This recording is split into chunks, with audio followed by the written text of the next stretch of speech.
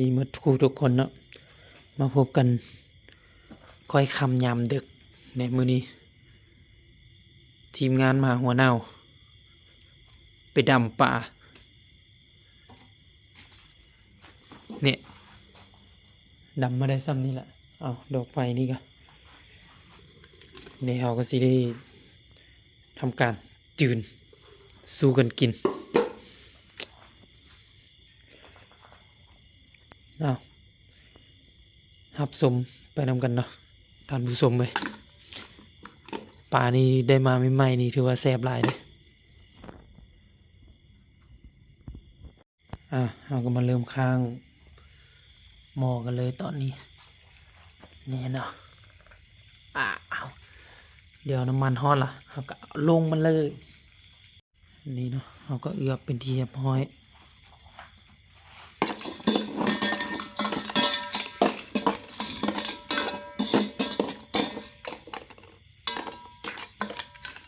น้ำมันฮอดแล้วเราก็เสียวลงเอาหม้อเตรียมพร้อมแล้วมาทดสอบกันเนาะปลาตัวหนึ่งเบิ่งโอ้น้ำมันได้เรื่องแล้ว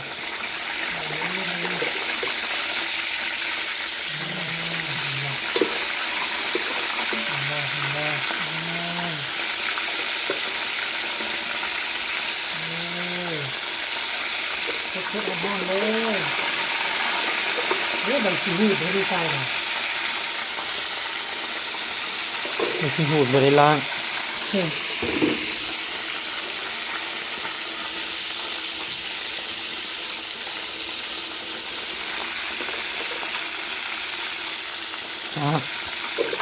เอาผู้ใดเบิ่งคลิป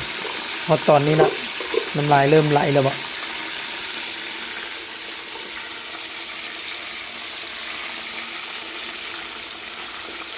จืนแบบธรรมชาติบ่มีแป้งใส่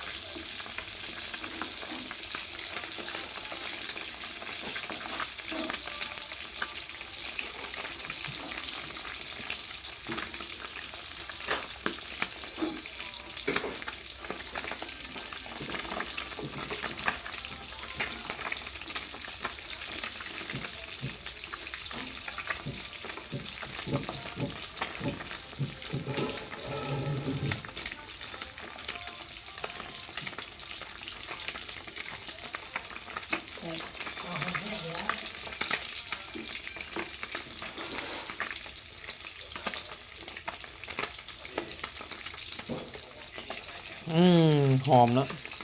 เอาแบบแห้งๆ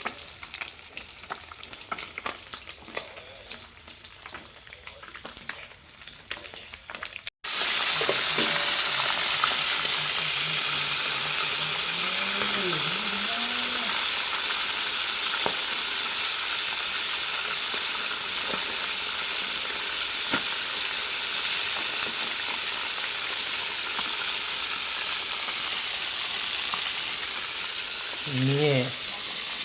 กินเป็นที่เรียบร้อยกินฮอตสองนี่เซตเป็นที่เรียบร้อยแล้วหมดทุกคนเลยเตรียมพร้อมกินได้เดี๋ยวเอาชีท่าต้มน้ำข้าวปุ้นก่อนเสี่ยวมีน้ำข้าวปุ้นนะก็ใส่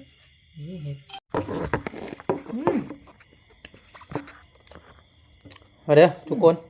ครับขมมันเหรอ นี่ปลานี่แซ่บสุดนะนี่เมื่อมันปลานี่ อืม ปลาจากหน้าเราข้างไร่อ่ะคือก็ปลาคล้ายๆคือปลาคิงแต่โบแมนมันชิน้อยชิยาวกว่า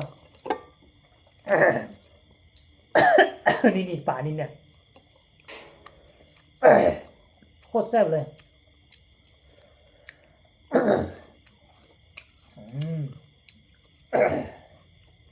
อืม โคตรแซ่บอ่ะ บ่ขมแล้ว เบิ่งปูกับตัวบักง่ายๆอยู่ในนั่งกับตัวละตื่น ดูเบิ่งของเฮา